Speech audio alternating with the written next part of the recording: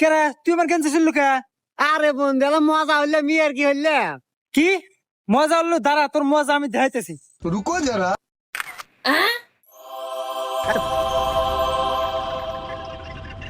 Hello AI, আমার বন্ধুর সাথে একটা মেয়েকে অ্যাড করে দাও। এক এক কাজে দেন আপনার সব কি হয়, সারা দিন খালি গেদিকের পিছনে ঘুরবো আর খালি হাতে খাইবো। এবা গেদা এগেতি কি রে বা?